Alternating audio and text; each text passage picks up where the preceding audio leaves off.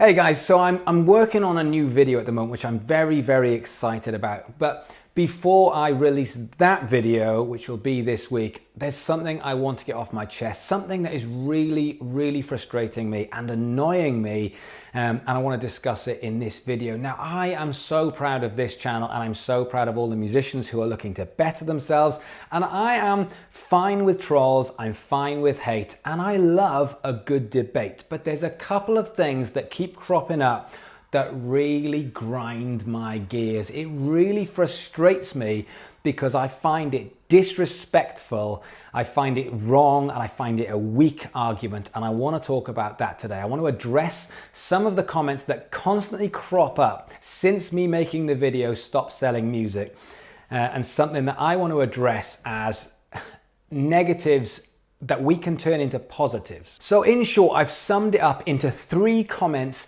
that keep cropping up time and time again. And that is, number 1, back in the day, it was all about the music, and it should still all be about the music.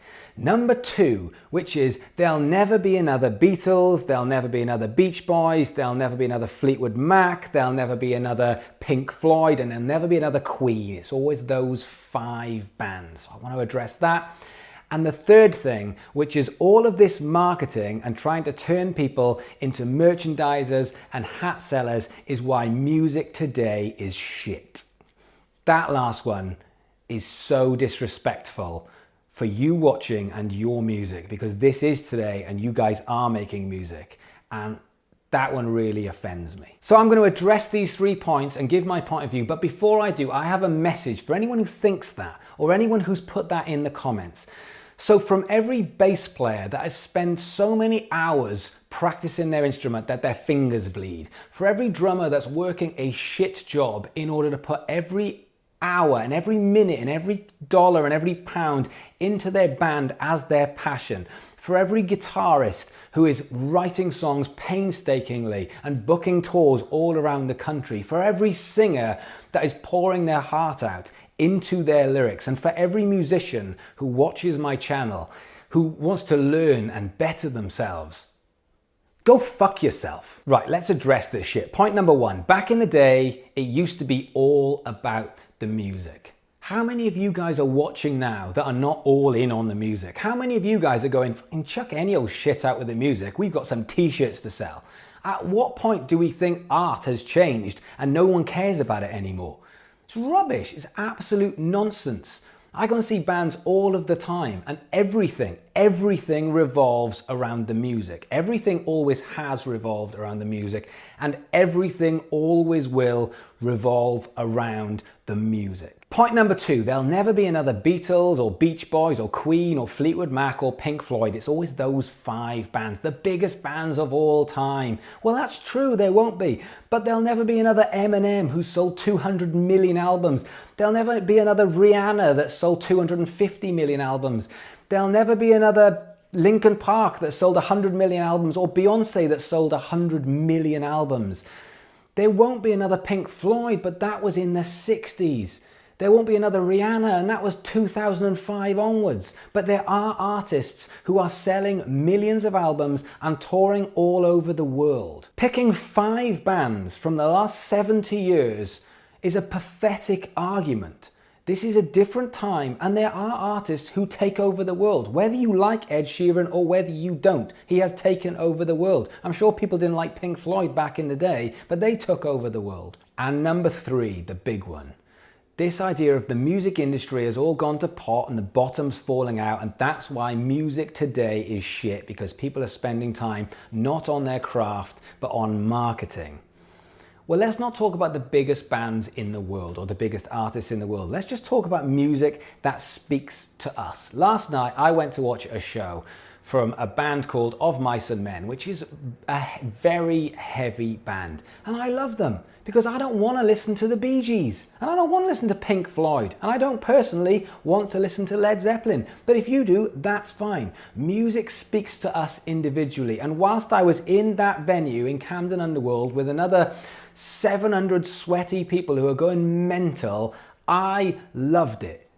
That music spoke to me at that moment. I love today's music. It's what I listen to the most. And I go to gigs all of the time. And there's some great music, some great bands, and some great artists in every town and every city all over the world. And I've heard this argument that music's getting shitter since I was like 10 years old. And every decade has had shit music. In the 60s, it was the Monkees, and they were the laughing stock of the entire 60s. In the 70s, it probably was the Bee Gees. In the 80s were ridiculous. It was mostly one-hit wonders from people that looked like they got dressed after a bad LSD trip. And then there was the 90s, and it was dance music, and it was grunge music, and it was indie music that people loved or didn't like. Then in the 2000s, it was new metal. There's always been something that people agree with or don't agree with.